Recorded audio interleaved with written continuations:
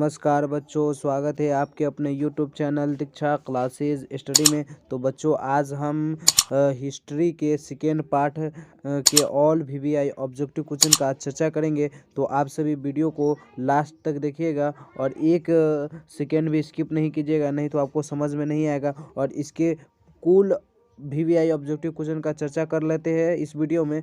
तो हम इसके सब्जेक्टिव क्वेश्चन का भी तैयारी कराएंगे। तो आप सभी चैनल पे बने रहिए और जो भी स्टूडेंट नए बार आए हैं चैनल पे तो प्लीज़ चैनल को सब्सक्राइब कर ले, ताकि आने वाले हर एक वीडियो आपके पास सबसे पहले पहुंचे और बिहार बोर्ड की आप अच्छी से तैयारी कर सके। ठीक है, तो दोस्तों आज का मेरा पहला प्रश्न कह रहा है, अप्रैल 33 किसने तैयार किया था? अप्रैल 33 किसने तैयार किया था?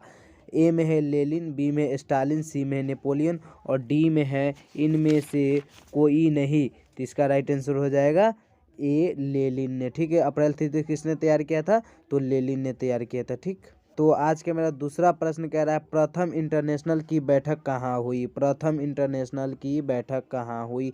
ए रूस, बी फ्रांस, सी जर्मनी और डी लंदन। तो इसका राइट आंसर हो जाएगा डी लंदन। प्रथम इंटरनेशनल की स्थापना बैठक कब कहाँ हुई? तो लंदन में हुई। ठीक है, तो बच्चों आज का मेरा तीसरा प्रश्न कह रहा है, बोल्शेविक क्रांति कब हुई? ए फरवरी 1917 में, बी नवंबर 1917 में, सी अप्रैल 1917 में और डी 1905 ईस्वी में। तो इसका राइट आंसर हो जाएगा बी 1917 ईस्वी में, नवंबर में। ठीक है, यानी बोल्शेविक क्रांति कब हुई? तो नवंबर 1917 ईस्वी में। ठीक है बच्चों, ध्यान में रखिए और याद कीजिए।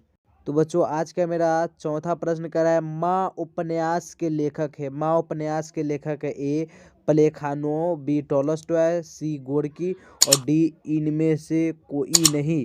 तो इसका राइट आंसर हो जाएगा सी गोर्की। ठीक है, गोर्की माँ उपन्यास के लेखक है। तो आज का मेरा पांचवा प्रश्न कह रहा है, रूस में जार का क्या अर्थ होता है? रूस में जार का क्या अर्थ होता है? ए पीने का बर्तन, बी रूस का चोर, सी रूस का राजा और डी इनमें से कोई नहीं। तो इसका राइट आंसर हो जाएगा सी रूस का राजा। रूस में जार का क्या अर्थ होता है? राजा, यानी राजा को रूस में जार भी कह सकते हैं। ठीक है बच्चों, आज का मेरा छठा प्रश्न कह रहा है, 1917 की पहली रूसी क्रांति को किस नाम से जाना जाता है? यानी जब 1917 में पहली रूसी क्रांति हुई उनको किस नाम से जाना जाता है? ए फरवरी क्रांति से, बी मार्च क्रांति से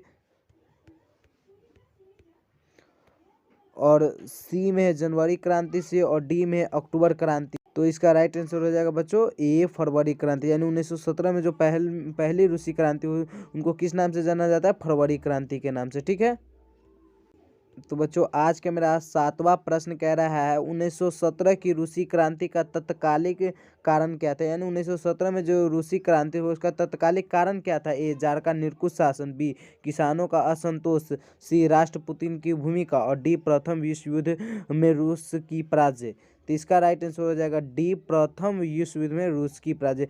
प्रथम विश्व युद्ध में जब रूस पराजय हो गया था यानी हार गया था, तभी रूस में 1917 में एक तत्कालिक आंदोलन हुआ था। ठीक है, तो बच्चों आज का मेरा आठवां प्रश्न कह रहा है, वार एंड पीस किसकी रचना है? वार एंड पीस किसकी रचना? ए कार्ल मार्क्स की, बी टॉलस्टॉय की, सी नेपोलियन की और डी इनमें से कोई नहीं। इसका राइट आंसर हो जाएगा ए कार्ल मार्क्स की। ठीक है, वार एंड पीस किसकी रचना है? तो कार्ल मार्क्स की रचना है। बहुत ही VVI क्वेश्चन है, इस सभी क्वेश्चन को याद कीजिएगा। हम जो भी क्वेश्चन अभी आप सभी को करा रहे हैं, टोटल 20 क्वेश्चन कराएंगे इसमें, और यह सब VVI ऑब्जेक्टिव क्वेश्चन सब है। यानी ऐसे पार्ट बाई पार्ट में से है ही और ऑब्जेक्टिव क्वेश्चन है, इसलिए आप सभी इस 20 प्रश्न को जो भी हम करा रहे हैं इसको ध्यान से देखिए और याद कीजिए। ठीक है, तो बच्चों आज का मेरा 9वां प्रश्न कह रहा है, चेका क्या था? चेका क्या था? ए सेना की टुकड़ी, बी पुलिस दास्ता, सी पादरी।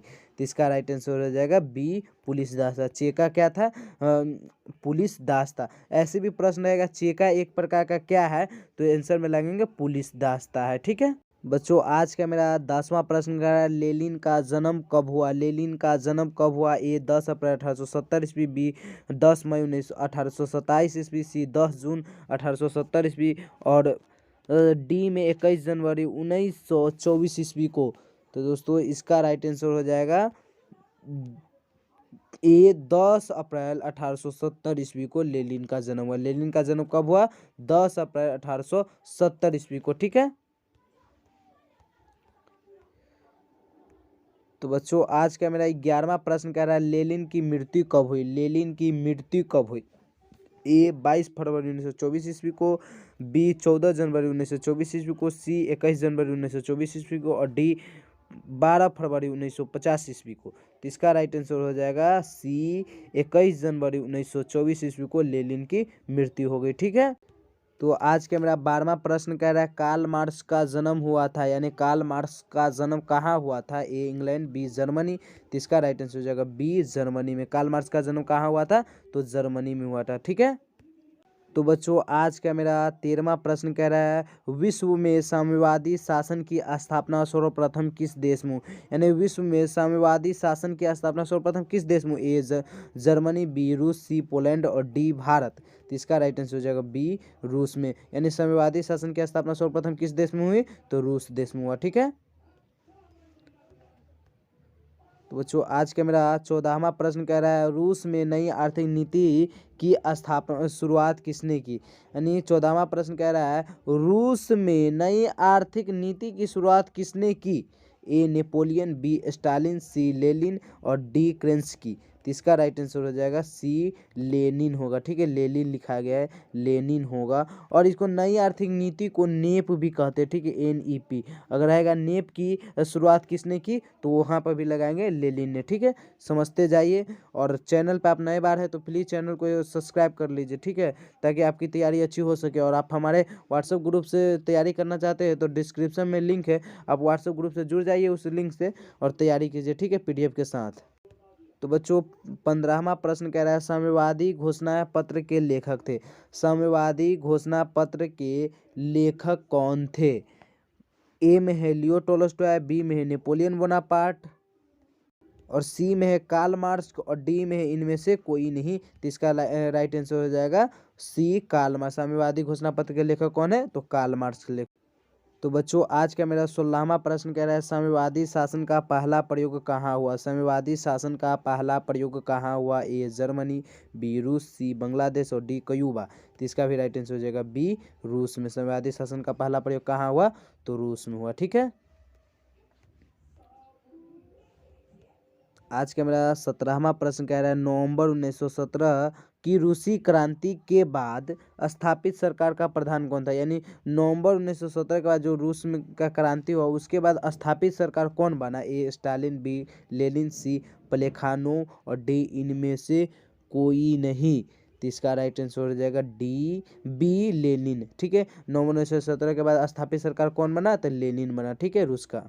तो बच्चों आज के मेरा 18वां प्रश्न कह रहा है प्रथम इंटरनेशनल की बैठक कहाँ हुई थी? प्रथम इंटरनेशनल की बैठक कहाँ हुई थी? A Japan, B Bangladesh, C London और डी भारत। तो इसका राइट आंसर हो जाएगा बी लंदन में। यानी प्रथम इंटरनेशनल की स्थापना कहाँ हुआ? तो लंदन में हुआ। ठीक है, जो आज का मेरा 19वां प्रश्न कह रहा है लाल सेना का गठन किसने किया था? लाल सेना का गठन किसने किया था? ए जार एलेक्जेंडर द्वितीय ने, बी केरेंस्की ने, सी जार निकोलस द्वितीय ने और डी में है ट्रात्स्की ने। तो इसका राइट आंसर हो जाएगा दोस्तों ट्रात्स्की ने। ठीक है, इसको सही से ट्रात्स्की ऐसे लिखाएगा। ठीक है, ट्रात्स्की।